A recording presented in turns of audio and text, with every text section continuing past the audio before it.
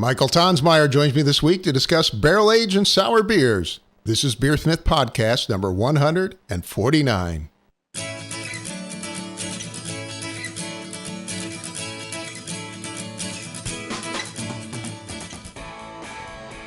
This is BeerSmith Podcast number 149. It's late May 2017.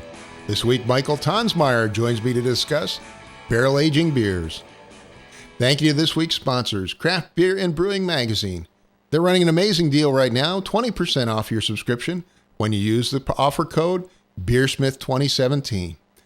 Every issue of Craft Beer and Brewing Magazine is packed with articles for homebrewers and beer lovers, and you can read my new column called Ask the Experts there. Take advantage of their special deal when you use the offer code BeerSmith2017 at beerandbrewing.com. Again, that's beerandbrewing.com.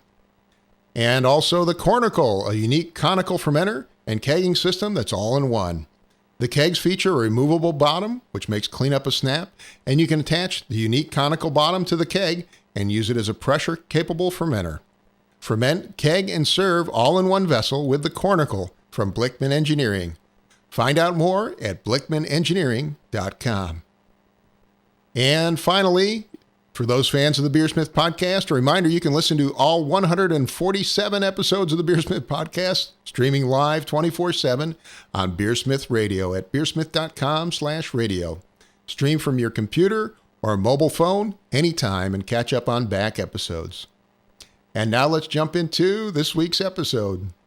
Today on the show, my guest is Michael Tonsmeire, author of the book American Sour Beers. He's also author of the Mad Fermentationist blog at themadfermentationist.com. Michael, it's fantastic to have you back on the show, man. It's always great to be here talking to you from a few miles away, but over the internet. Hard to believe. Yes, Michael is only a couple miles away from my house here near DC, but it's great to have you on. Let's see. I saw you just a short time ago out in Sonoma County in California. I guess we have to go to California to meet. And you were doing a great seminar on barrel aging there, right? I was. No, and it's such a fun topic to do in person because there's so much hands-on you can do with a barrel. It's one of those things that it's fun to talk about, and we're going to hit the highlights here today, but when you really get to put your hands on it and see how it's constructed and how to take one apart and put it back together, it's a really fun experience. But I know Gordon Strong wasn't happy with you because you were making a lot of noise over there, and he was right next to you trying to do something. Yeah, the nice folks at the Rare Barrel out in Berkeley gave me a barrel to take apart, and the ones I'd taken apart before came apart really easy, and this one was one of the finest furniture grade double tonguing groove construction, and eventually we just took to hitting it with a sledgehammer, and Gordon and his group were banging on the wall of the hotel conference center, telling us to be quiet. Well, how'd you get into barrel aging? I mean, I think it's something that almost every home brewer sort of at least considers at some point or another. There's so many great bourbon barrel stouts and wine barrel aged sour beers and brandy barrel, and people are playing around now with mead barrels and barrels from other beers. It's a really fun and interesting thing. And so about 10 years ago, my friend Nathan Zender, who's now the head brewer at Right Proper Brewing here in DC, got a little group of us together, sort of friends and friends of friends who are home brewers, and we decided to go in on a barrel together, a bourbon barrel, and brew a wee heavy, and get a red wine barrel and do a Flemish red. So everyone would brew 5 or 10 gallons, would all show up on that day when we were going to fill the barrel. Mm-hmm. And it's a real fun way to start with barrel aging because you don't have that, that fun idea of how am I going to fill up a 60-gallon barrel on my own. The only real problem there, have one person, and I'm not going to name names because it probably was me with all my sour beers, but sitting 7 or 8 home brewers worth of beer in a barrel warm for 3 months, and there were some microbes either in the barrel, but since it was a fresh bourbon barrel, my guess would be in somebody's beer, that turned the whole thing a little bit weird and then a little bit sour, and we decided to just sort of roll with it and add some dregs and some cultures we'd built up and pitch it in there. And we got lucky and the beer turned out okay. But that really should we say, soured me to the idea of doing a group project for a clean beer like that. The sour beers kept coming out really well, but if you're going to do a group project with a bunch of people, these have to be sort of the cream of the crop, the best brewers, the most precise, the most fanatical about sanitation. So probably not a good idea to pick your buddy who brews a lot of sours then, right? Exactly, and probably not put it in the guy's basement who has it right next to on the same rack as a barrel of sour beer, and we're probably using the same bottling, same sample thief and all that. So since then, when I've wanted to do clean barrel-aged beers, I've just done little 5-gallon barrels on my own. And the other sort of barrel project we did was Solaris. I can't even remember if I've been on here and talked about Solaris yet, but no, I don't think you have.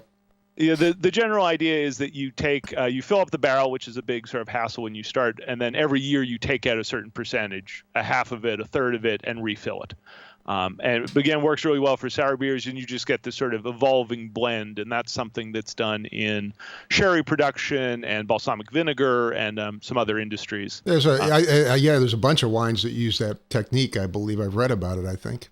Yeah, no, it's a lot of fun, and we would pull about 20 gallons out a year, and would do 5 gallons plain, 5 on fruit, 5 dry hopped, and then 5 was sort of a wild card. And so the two of us would each end up with 1 case each of 4 different beers from the Solera, and it was a fun way to pass 6 or 7 years. But it eventually fell by the wayside, and we drained the rest of it out. The beer had gotten down to pretty close to a pH of 3, so extremely sour. But that was a fun way to have a full-size barrel when you don't want to be filling it every year. But I mean, do you retop it then, or what? Exactly. And so you'd pull 20 gallons out, and then usually would be filling back up, 23, 24, 25 to account for what had evaporated over the previous year. Right. And the sort of rule of thumb is that the average age of the beer goes to the inverse of your pull percentage. So if you're pulling 50% a year, 1/2, it goes to being about 2 years old, sort of the average age of the blend. So that's, 2-year average is pretty good for a sour beer. Well, let's go back and talk about the purpose of barrel aging a beer or a sour beer. What flavors and sort of effects are you looking to get into the beer by using these techniques? Sure. And there are really 3 sort of main things we're looking at. We're looking at the actual character of the wood. Wood is permeable, and so beer is going to flow into it, flow out of it, particularly if there are temperature changes, and it's going to extract stuff. And that stuff is like vanillin, one of the primary aromas in vanilla. It is, spicy phenols, it's sugars, it is tannins that give you, a little bit of tannin can give you a nice structured mouthfeel. Too much can make it feel like you're drinking a tea bag. And so there's sort of those real true components of the wood. The other thing we're interested in is whatever was in the barrel beforehand. And for commercial brewers, they can't just add a bottle of wine or a flask of bourbon. But one way they can get around that is to age their beer in a barrel that previously held one of those items. And sort of in addition to that, the barrel, because sort of water and alcohol and flavoring goes into the barrel, and then some of that water and ethanol evaporates, you actually get a really sort of concentrated, characterful spirit inside the wood. And that's something that, again, you can impart a lot of flavor to with a minimal amount of alcohol gain. And the last thing is we're worried about oxygen. And that can be sort of a plus and a minus. For some sour beers, for some barley wines, a little bit of oxidation can be a very positive thing. It can, bring out some of those dark caramel fruit color flavors. You get it sort of a sherry flavor too, right? From the melanoidins. Yeah. Exactly. All those nice things. But if you go too far, if the barrel, maybe is a little too permeable, or you get too much evaporation and you get, more oxygen flowing in because the wood's drying out at the top, that's when you can start to get those. I mean, in the case of a clean beer, the wet cardboard and, just old stale kind of flavors. In a sour beer, you might end up with acetic acid as Brettanomyces, Acetobacter, takes ethanol, which of course is vinegar, right?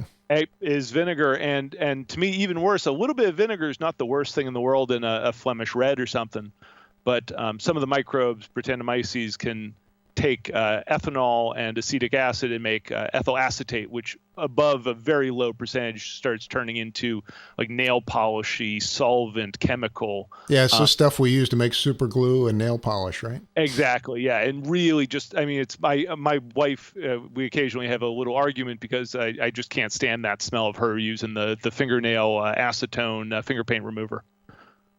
And so that's something I tend to err on the side of keeping oxygen as low as possible. And if somebody says, hey, I love a little vinegar, I say age a little of that beer open, get it really vinegary, pasteurize it, blend it into taste. I wouldn't want to risk 60 gallons of beer to slightly overshooting by intentionally introducing oxygen. But I mean, any barrel is going to have some evaporation, right? And some oxygen. Exactly. And there are all sorts of things you can do to mitigate that. I think we'll talk about them a little bit. But even with little barrels, some people will coat them in paraffin wax to reduce the oxygen permeability. People will top up the barrels. People will make sure that they're in an area that's a little bit maybe more humid than they would otherwise to slow evaporation. One of the big issues with barrels is that when you get that headspace at the top from evaporation, the wood up there will dry out. So normally when we think about a carboy or a bucket, if you have a gallon of headspace at the top, it's really not that serious. No more oxygen is getting in because you have a headspace. Sure, if you take the lid off, a little more oxygen, there's a little more space for it to flow into. But with a barrel, it's sort of a self-feeding cycle where if you allow evaporation, then you get headspace at the top. That allows the wood to sort of open up, the staves shrink a little bit, and you get gaps between them, which leads to more oxygen, more evaporation, sort of feeding upon itself. And so that's kind of like if you store a wine bottle upright, right? The cork will dry out and start leaking on you. Exactly, and just a little of that, whether it's the barrel or the bottle, there's not much coming back from it. Well, what size of barrels do you work with, are available, for example, and where do you actually get them? Yeah, no, the weird thing with barrels, it's kind of like when you go to the store and you buy water, and like pretty much all water, no matter what size, is $1. Whether you're getting the individual cold bottle or you're getting the gallon jug. And barrels are like that because so much of the cost of the barrel isn't the wood, it's the skill that went into producing the barrel. And particularly when we talk about those smaller barrels, those 5-gallon barrels, they're like $100 or $120. That's about what you'll pay for a secondhand barrel from a distillery or a winery.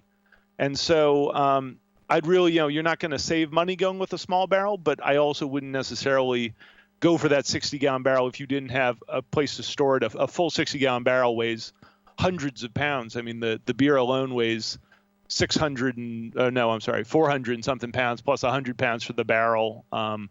So the little barrels are also pretty easy to get because someone can ship them to you. So there are some distilleries that will sell them directly over the internet, particularly little nano distilleries. There are a few homebrew stores that will get a shipment from a small distillery and put those out for sale.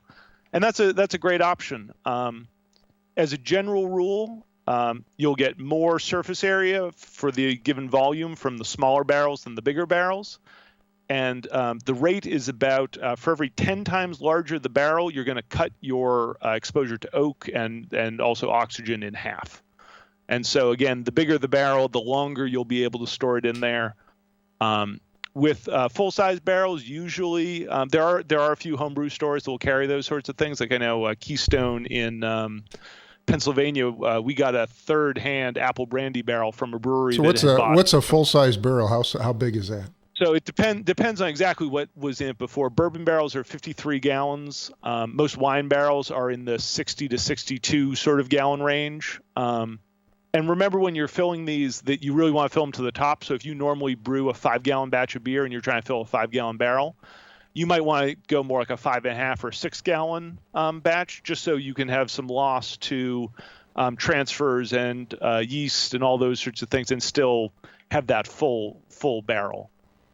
There are larger barrels. I mean, you go to some breweries now have fooders, these large, generally sort of vertical barrels that can be 30 barrels, 60 barrels, 80 barrels. I mean, hundreds of gallons, and sometimes even bigger. And those are, obviously, probably not the best option for a home brewer, but for a commercial brewery, it can be a lot easier to deal with 3 or 4 very big barrels rather than 200 small barrels that all need to be tasted and blended and repaired and inspected and tracked and all that. And roughly, what can you expect to pay for a used barrel from, say, a distillery, for example? Yeah, so we got our bourbon barrel from Virginia Gentleman down in Virginia, and I think we only paid, maybe it was $60 or $65, something like that. One of the nice things about bourbon barrels is that legally, to be called bourbon, it can only be used once. Bourbon has to be aged in new oak. Homebrewers, though, are competing for those barrels more and more against other breweries. And honestly, all those bourbon barrels go to rum and scotch and various other industries. I'd say, yeah, in the homebrew, like a wine barrel, maybe paid $120 at Chrysalis Vineyards in Virginia. And, those little 5-gallon barrels are often in the 100 to 120, depending on if shipping's included or not. Personally, I would avoid anything smaller than that. 5 gallons, I think, is about as low. The smaller you go, the more, again, the greater the surface to volume, the more oak flavor. It's going to be a very quick turnover, a lot of oxygen, and then the price doesn't go down much either. So, 5 gallons is a good starting point, I would say. Well, how does the wood used in the barrel affect the flavor? I know that primarily we're talking about French or American oaks, right? Yeah, exactly. Just like in wine, I mean, they use primarily French and American oak, right? Yeah, and there's a little bit another, there's a little Hungarian and there's some other things that pop up, but French and American are the big two. And I read at one point that apparently there have been times when, the French winemakers are all loving American oak and the American winemakers are all loving French oak. So there's really no better and worse. It's just sort of what kind of flavors do you enjoy. French oak tends to be a little more mellow, a little bit more spice, lighter flavors. And again, the level of toast is going to come into this as well. American oak tends to be a little bit bolder, a little bit more of that coconut, vanilla, lactones, bright flavors. I think like coffee beans, like so many things, the more you toast it, the less the origin is going to matter. You're sort of burning off a lot of those varietal characters and just sort of bringing out the toasty, roasty, roasted nuts and coffee and chocolate and those sorts of flavors in the medium plus and the plus and the charred barrels like they use for bourbon. The other big difference between them is the amount of oxygen they let through. The way American oak grows, it tends to be less permeable to oxygen, so your beer will get less oxidation, less concern about those oxygen molecules from the atmosphere getting through the wood and into your beer. So that's something to think about it, particularly in a smaller barrel. American oak may be a better choice. It's also about the way they're constructed. French oak tends to be split. American oak tends to be sawn, and that can lead to slightly different characteristics on whether you're getting end grain or whether you're getting the side grain, the edge grain, I guess, technically. And so it really, I'd recommend going to a homebrewing store that has those oak cubes and smelling some and just getting a sense of how they smell. And honestly, if you buy a little pack of them and steep them in some hot water and taste them and dose some of those teas into a beer that's already finished, just in the glass to start getting a vocabulary for those flavors. Because we can all describe these things and we can all talk about them, but when you taste them, I think that's really going to give you a much better sense of what the real contribution will be. Now, of course, we usually purchase these used barrels either from a distillery or a winery or even some other place. Which barrels really give us the flavors that we want? I know wine isn't particularly great in a lot of cases, right? Yeah, well, it all depends on what sort of beer you're brewing and what sort of flavors you enjoy. I think the last time I was on, I talked about blending spirits and wines into beer. And that would be a great place to start. If you've got a base beer and you're thinking, hey, maybe I'd like to see this in a barrel, take a red wine, take a white wine, take a bourbon, whatever you think you can get your hands on barrel-wise, and just blend a little in. It's not going to give you exactly the same character, but it's going to give you, again, an idea of what might work. In general, for my palate, I like stronger, particularly spirits in darker, stronger beers. If you're making a hoppy pale ale and you want to barrel age it, bourbon might be a little overpowering. Hey, I could be wrong. A week or two in a bourbon barrel for a bright beer might be just right. But a bourbon porter would be probably perfect, right? Bourbon porter, bourbon imperial stout, certainly a bourbon, Scotch ale or barley wine. Anything that has, really big, rich malt flavors, I think would be perfect. But again, the great thing about barrels is you might be reusing them. And while that first use might be great for that Baltic porter, a second use might be better for a brown ale. A third use, you might be getting down into, something a little bit more, light. You're going to be pulling a lot of that flavor out of them with each successive fill. Wine barrels, and we'll talk about it, can have some risk associated with them just because wine is a living thing where spirits are pretty much dead. I mean, once you distill something to 130 proof, there's really nothing growing in it. So wine barrels I usually end up using for sour beers. A spirit barrel can be very overwhelming, particularly if a sour beer, needs to age a number of months. Wine barrels can be great, but even those can be a little bit overpowering. Russian River Brewing famously uses different wine varietal barrels for each of their sour beers. Temptation in Chardonnay barrels, Supplication in Pinot barrels, and Consecration in Cabernet Sauvignon barrels. But what they do is they use a blend of barrels. Some of the barrels for each batch are the very first use that the Russian River has gotten them straight from the winery. Some they've already put one beer through, some they've already put two beers through. And that's just to lessen that oak character, lessen that wine character.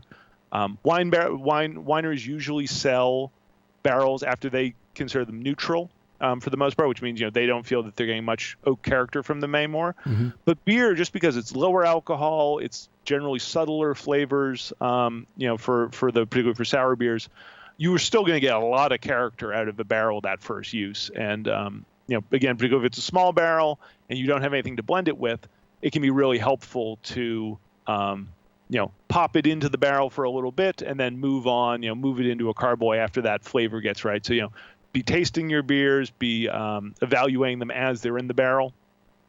It's a very sort of organic thing. Don't get too hung up on, well, it's got to be this many months or this many, this brewery says that they barrel age for X amount of time, so I'm going to do the exact same thing. Taste the beer, and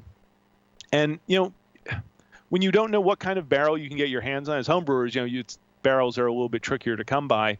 Leave yourself open a little bit. If you get a barrel and it has a particular aroma or it reminds you of something, consider brewing to the barrel at least for that first fill.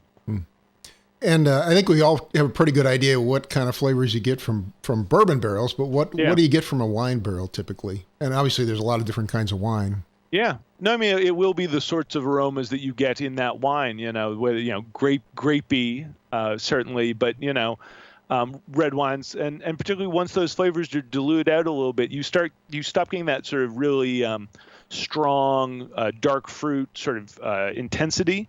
And they can the tannins, are you talking about?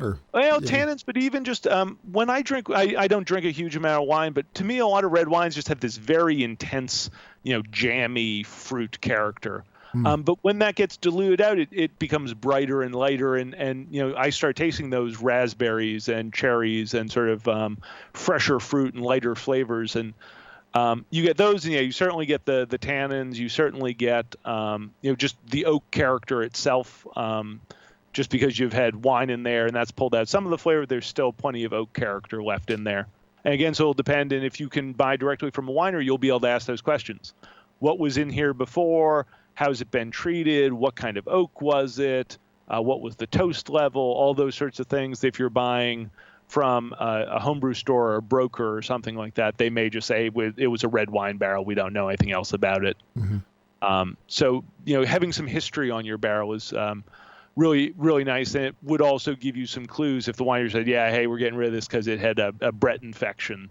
Probably don't put a clean beer in there. And once you have a barrel, how do you go about actually inspecting it, checking for leaks, once it rolls in? Yeah, well, I mean, so again, ideally, the situation is that you can go somewhere and take a look at the barrel, smell the barrel, take a peek inside with a flashlight, turn it over to see if there are any gouges or staves that don't look like they're in alignment, and you could say, hey, this barrel smells like mold. Hey, I see something weird growing in there. It smells like nail polish remover. Boy, it's missing a stave on the bottom. I don't want this one. Can I have that one over there? But if you're in a situation where, hey, this barrel has just shown up, hopefully you'd know when it was emptied. If it was emptied relatively recently, you've got a lot less to worry about. If a barrel's sitting empty, particularly if it's somewhere dry, that's, again, the staves are going to start drying out, and then you're almost certainly going to have to rehydrate it. So you could certainly start out with maybe 5 or 10% of the volume just in warm water. Put it in there, roll it around, do this, in your backyard or somewhere else where you don't have to worry about spilling a little water, and just see what happens. If water is pouring out of it like it's a sieve, that's not a great sign. You'll probably have to fill it up with warm water. You may have to keep topping it up. As the wood rehydrates, the staves will push back together, and you'll end up having hopefully a barrel that doesn't need any aggressive repairs. If they're just a couple of damp spots, and that's usually the case, those tend to stop pretty quickly. So I wouldn't worry about that too much, but nice to leave water in there until you're sure that it's not leaking. You can sort of scrape the surface a little bit where that leak is, and you'll be able to evaluate whether it's still leaking. You sort of scrape off the wet outer millimeter or tenth of a millimeter of the wood. And see if there's like a pinhole or a crack where it's coming out of. And there again, Wooden Beer by Peter Buchart and Dick Cantwell is a great resource for barrel maintenance, barrel repair, all that stuff. All the fun coopering equipment that you might want to get into if you want to do your own repairs, or make that call that, hey, this barrel will be better as a planter. I'd rather not risk a batch of my beer inside of it. Mm-hmm. So I mean, smell it. Make sure there's some breweries like Jester King in Texas that advocate after you roll that warm water, that hot water around inside the barrel, pouring it out, taking a little sample of it, getting a sense of what sort of flavor is in the wood. And if you're tasting anything, moldy, dank, nail polishy, vinegary, that's a good sign that barrel may not be worth saving. So just keeping good records, keeping an eye on what sort of smells and aromas and sights you see, and that's pretty much it for barrel evaluation. And how do you go about cleaning and sanitizing the very first time you're going to use it? So it will depend on the barrel. If I went to a distillery and I got a brand new bourbon, brandy, whatever barrel, and I had a beer ready to go, I wouldn't do anything. If you wanted to, you could certainly turn the barrel over and see if you could get a free pint of liquor from the bottom. That's usually not the case. They've usually gone to the trouble of emptying them out completely. But that barrel proof spirit that was 120 proof or 140 proof or whatever, that sanitized it. I wouldn't worry about it. I'd just fill it up as soon as I could. Again, that's a good thing to consider. Always having, if you can, time the beer is ready, and then you go to pick it up and then you fill it. Don't just get the barrel and then go, well, I'm sure I can get a couple of friends. I'm sure we can brew something. By the time you do, there's a good chance that barrel will be dried out and it'll be a real hassle. I tend to do just sour beers in wine barrels. It's just not worth to me the risk of whatever that wine had in it. There are all sorts of options for cleaning, both before the first use and before subsequent uses. First thing you'd want to consider, particularly for a wine barrel or anything that had beer in it, would be just to spray it out, just to get whatever was in there out. If it is yeast, if it's grape skins, if it's dry hops, if it's trub, whatever it is,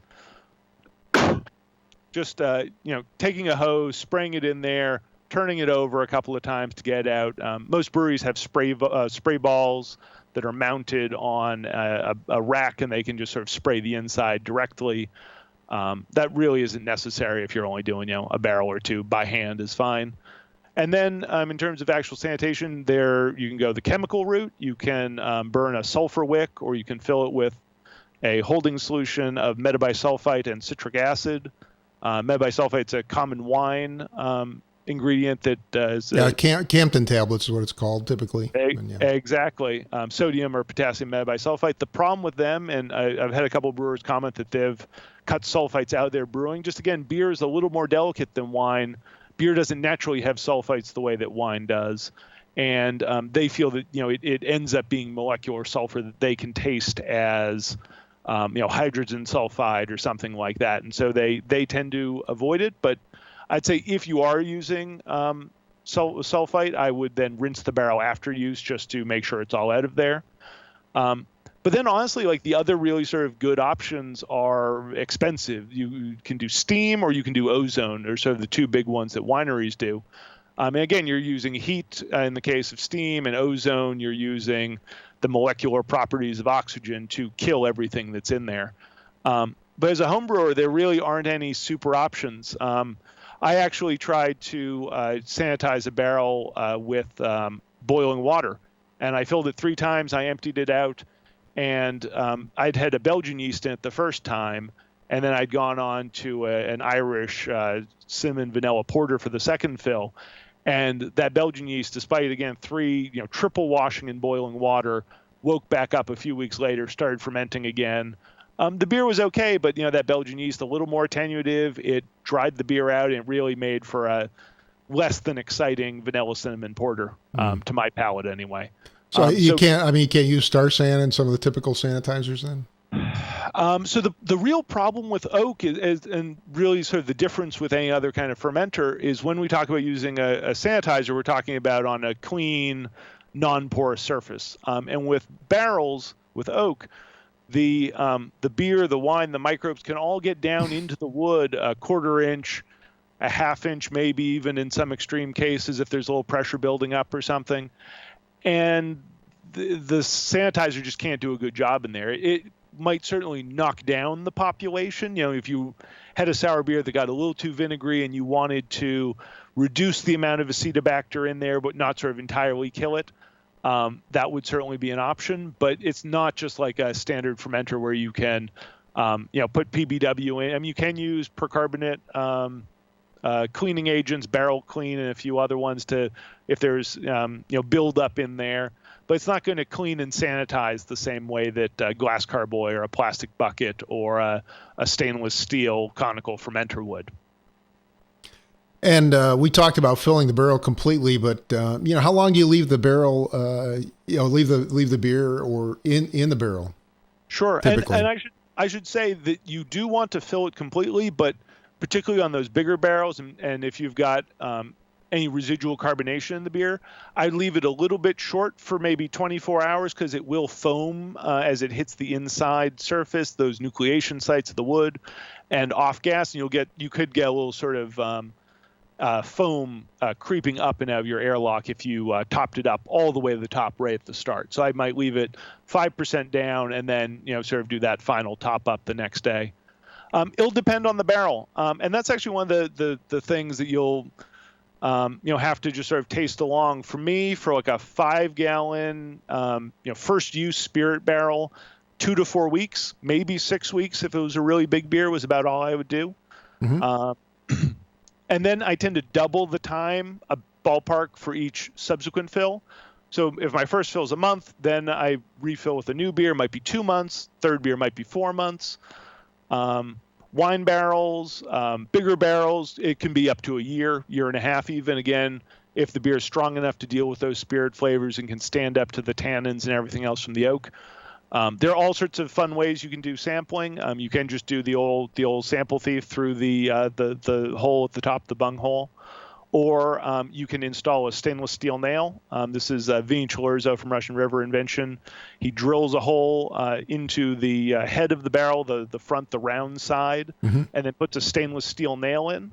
And you can pull the nail out, and then a small stream of beer will come out, and you put the nail back in, and it will act as a 10-cent sample port.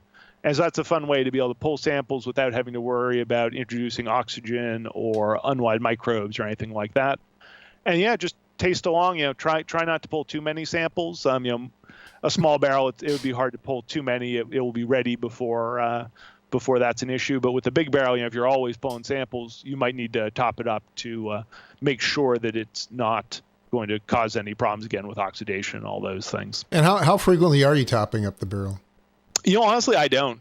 With those small barrels, there's not enough time in the barrel that usually by the time 2 months goes by, it might be down a little bit, but at that point it's ready to pull anyway. With the bigger barrels, it's a sort of a delicate dance, because each time you pull off the stopper and you open it up and you get beer in there, you're disrupting the pellicle. If it's a sour beer, if it's a clean beer, you're risking introducing unwanted microbes. I would say that if the beer tastes like it needs to be topped up, if you're starting to taste a little bit of oxidation, if you're starting to taste a little bit of vinegar in a sour beer, that I would probably top up in that case. But otherwise, I've been happy enough letting them go. I'll say, though, that I have mine in my basement where I have a AC unit, and it's cool in the winter and it's cool in the summer. And so I don't have a little bit of headspace isn't as risky for me. If you're aging your barrel in your garage and it gets up to 85 degrees in the summer, or 90 degrees, heaven forbid, you might be a little bit more aggressive on the topping up. You might want to top up right before that summer heat hits. In that case, because you're getting heat and oxygen really is the fastest way to oxidation. A lot of the commercial breweries that have big barrel aging programs will do temperature control. So Firestone Walker will do temperature control.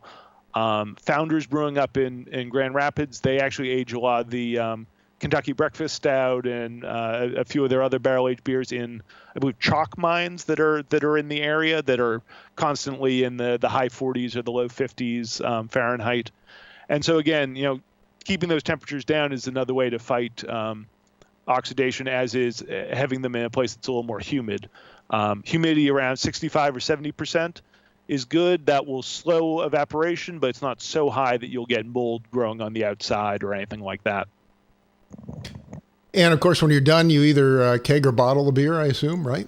Yeah, exactly. The only thing you have to be sort of wary of if you're bottling is that the priming sugar calculators don't quite work for barrel-aged beer. They'll often underestimate.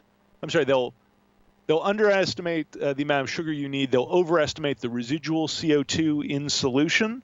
There's sort of that standard formula where you have the temperature, and that tells you if you've got 0.7 or 0.8 or 0.9 volumes of CO2 even already in the beer, right? Exactly. I've found that for barrels, you have about half that amount. And so if it says that you've got 0.8 residual, I'd only count on about 0.4. And that's one reason that wine, when it comes out of a barrel, tends to be flatter than beer. It's not, even flat beer has a little bit of a carbonic tingle. But when you come out of a barrel, it will just taste wine flat. I mean, it'll taste like a finished wine almost. And so what I tend to do is I'll overshoot my target carbonation by about 0.3, 0.4, 0.5. So if I want 2.5 volumes, I'll tell the calculator I need 3 volumes. My friend Jeff Crane, who works at Council Brewing out in San Diego, years ago came up with a little sort of blending and priming calculator, and on his website, which I probably should know off the top of my head, it's like Beers and Bikes or something like that. He did a version of that that really helps you if you are planning on blending a couple of barrels together and you don't know exactly what the final gravity of the lowest one is, and it does some math to figure out how much sugar you have to add, assuming that the microbes from one will eat the sugar in the other. Okay.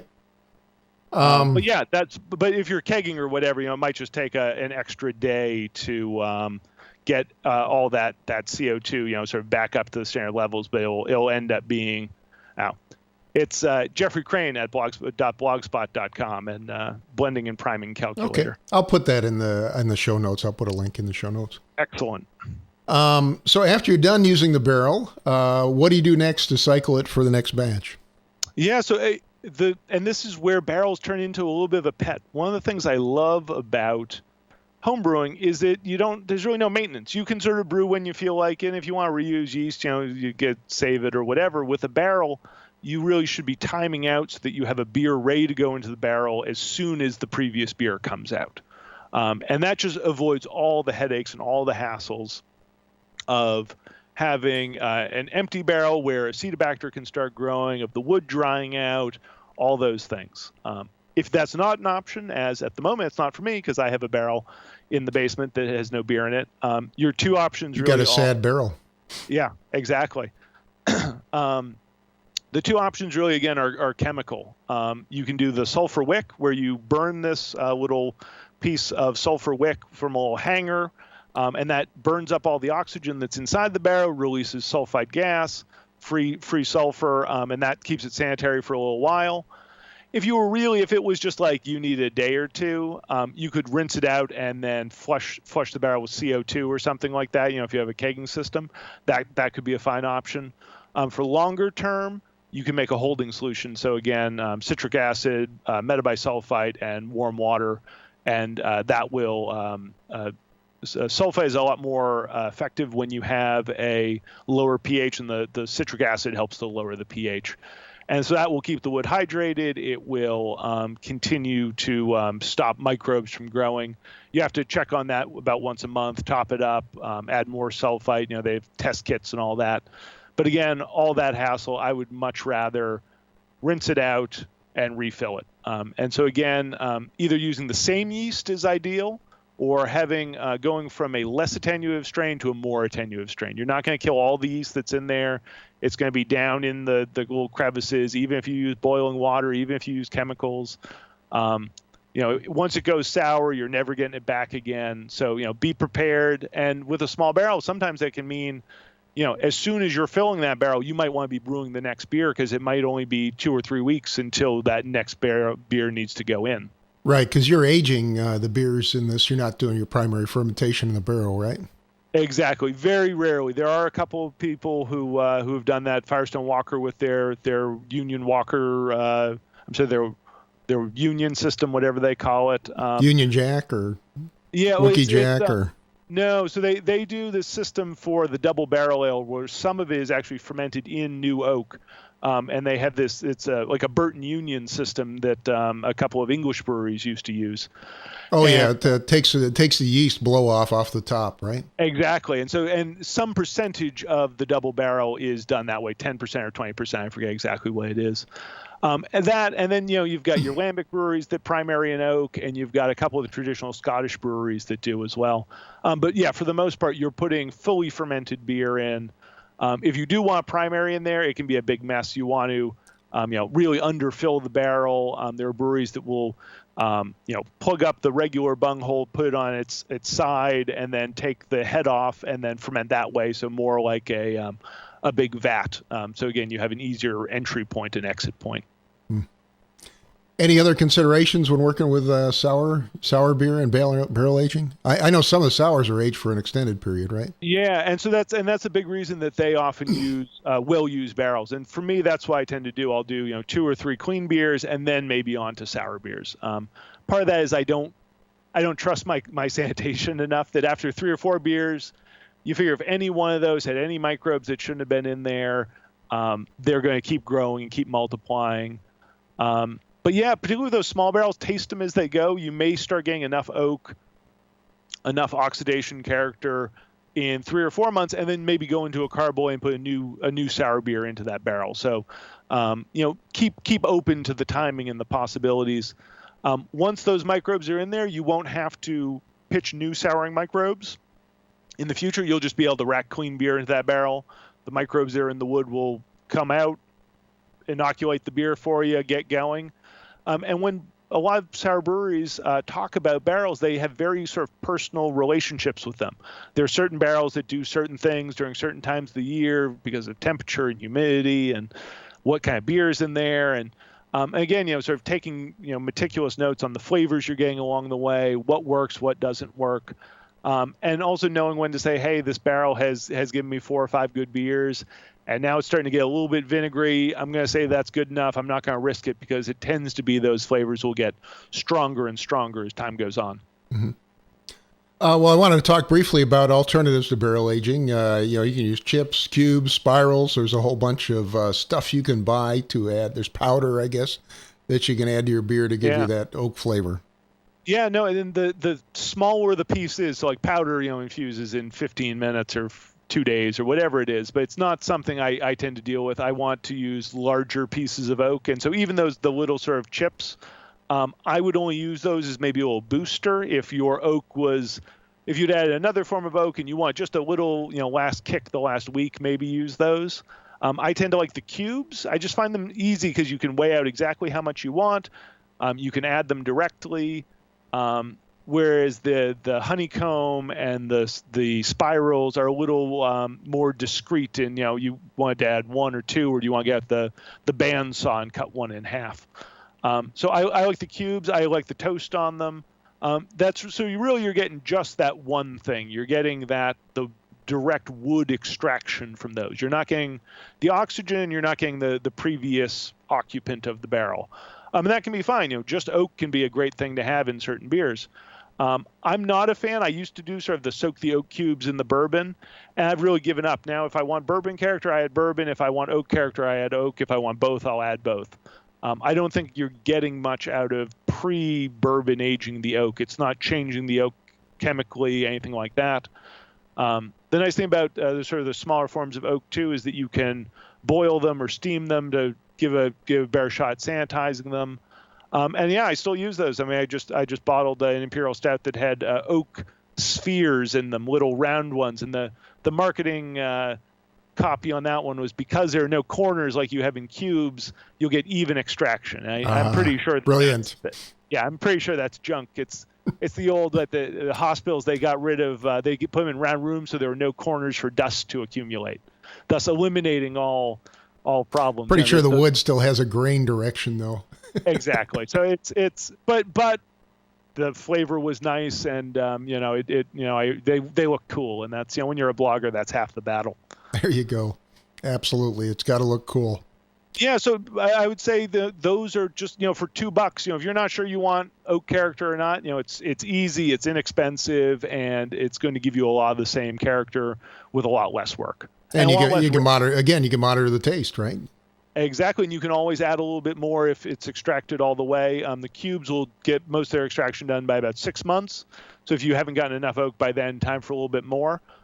I tend to be in the camp that less oak for longer I like better. I think you get a more depth and nuance to the flavor, where if you just sort of dump in 4 ounces of oak for a week, you're going to taste like you've infused Home Depot into your beer, which may not be the flavor that you're looking for. Mm-hmm. Well, I wanted to give you a minute at the end to talk about, I guess you have a new project going.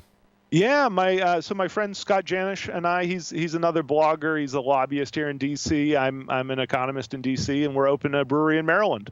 After 12 years of saying I'm never going to open a brewery and I like being a home brewer, finally I've decided that having the space and the resources to play with barrels and microbes on that big scale, and having a little system that we can do really rockin' hoppy beers on. And so it's going to be called Sapwood Cellars. And we're still sort of nailing down the rest of the details, but sapwoodcellars.com, and we're on all the social media stuff by the time this airs, and looking forward to having you, Brad, into the tasting room at some point once we're open. I'm in. Sounds great. Well, I look forward to that. You have any idea when you're going to open? Or you're still in the forming stage? We are still in the formative stages. The storming, forming, norming.